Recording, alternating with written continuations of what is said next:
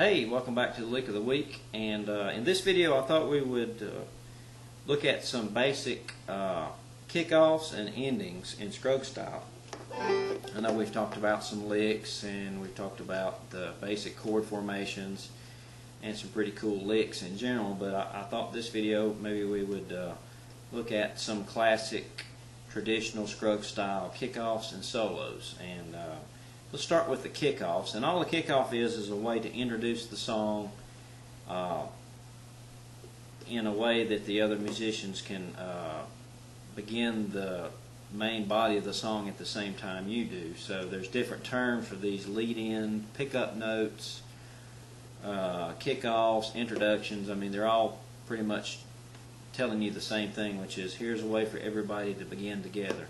And so I wanted to show you some of these standard Scruggs ideas so that you can add those to your repertoire of material that you need to know in Scruggs style. Because if you can't kick a song off so that the other musicians recognize where you're coming in, and if you can't end in a distinctive way where everybody knows you're going to end, then you tend to have some discombobulation at the beginning and end of songs. So let's start with some of the most basic Scruggs style kickoffs. Here's one that's really familiar to most players in this style.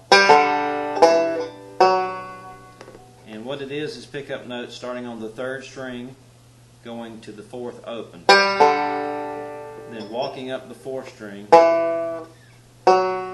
Now, one thing to notice is this is a G. I say this G kickoff because we're playing this in the context of open G. Okay, now if your banjo is capoed in these usual spots, then you can use these same introductions and endings because they're based on open string voicing. So this can be an A kickoff if you're capoed at the 2nd fret. It can be a B flat kickoff if you're at the 3rd fret, so on and so forth. So we're just calling this a G kickoff or introduction because we just happen to be using it in the context of open G. But with the capo, it can be transposed. So here it is.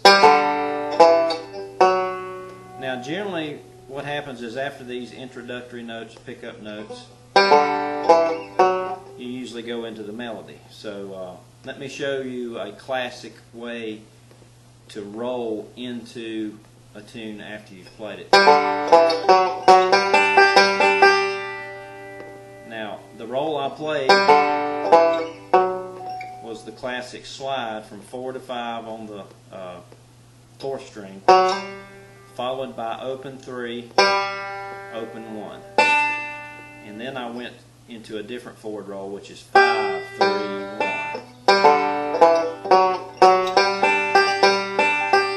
And again, this is kind of a generic or one-size-fits-all introduction if you need one for open string voices.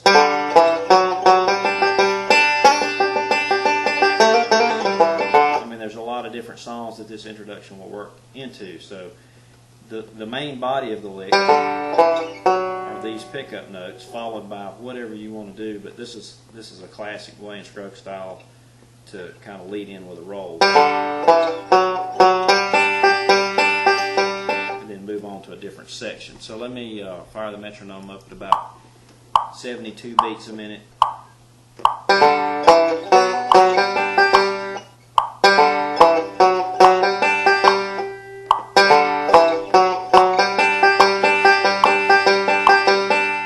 So that would be one really commonly heard Scruggs introduction. Here would be one that I would have to vote as being in my top 5 introduction of all time in Scruggs style. And what it is a 3-note pinch. The 5th string, 2nd string, and 1st string are all played open. Then you're going to do what we call a chromatic walk-up, which is just playing notes a half step apart. You're going to start with this 2nd string, 1st fret, C note, pinch all 3 strings again, slide up 1 fret, or use a different finger if you like, and play a C sharp note, 2nd string, 2nd fret, do a 3-note pinch. And then from there, the common thing to do would be to express ideas on the 2nd string. But here are the lead-in notes or the introductory notes. And typically you would go into a roll pattern like this, or hammer-ons, something that happens on the second string. The roll pattern I'm going to play is to slide from 2 to 3 on the second string, and then include that slide in this roll pattern. 2, 1, 5, 2, 1, 5.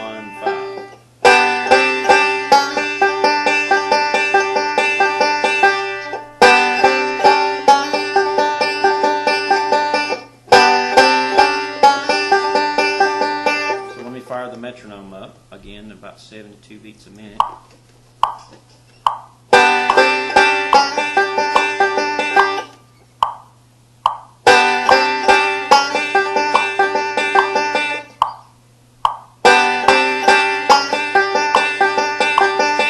Again, you know, how long you roll at the end of the introduction and what role you play after the introduction is up to you. It depends on, you know, what type of melody you're using this in. But I'm just giving you, you know, the more commonly heard examples of the roles that come after the introduction. But the introduction itself is pretty simple.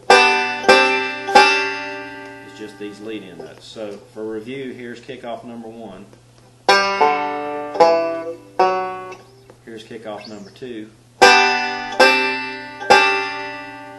And the lead-in notes, or the pickup notes after the introduction, usually sound like this, or some other roll, and then this. Okay, now here is another commonly heard phrase to introduce a song, which is actually a fill-in lick that's adapted as an introduction. It's going to be a slide from 2 to 3 on the third string. 3, 2, 1 is the roll pattern.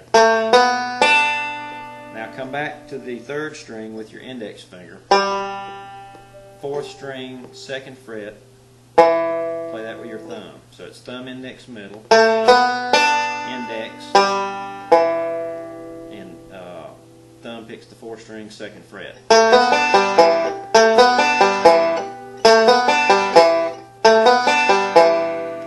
Some players will actually do pull-offs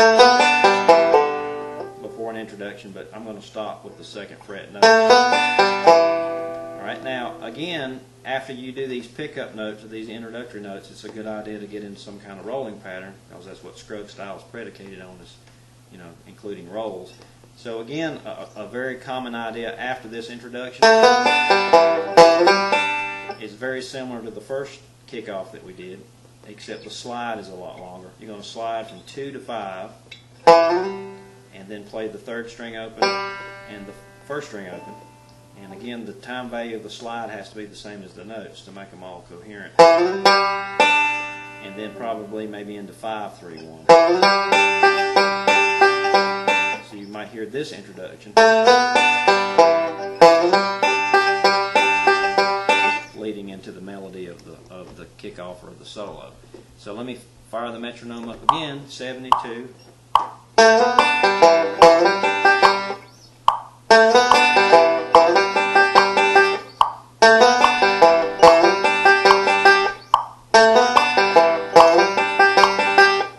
So these are 3 very commonly heard phrases for kickoffs and introductions, and I'm just going to play them back to back until the video runs out. And next we'll look at some pretty commonly heard classic Scruggs endings. Thanks. See you next vid.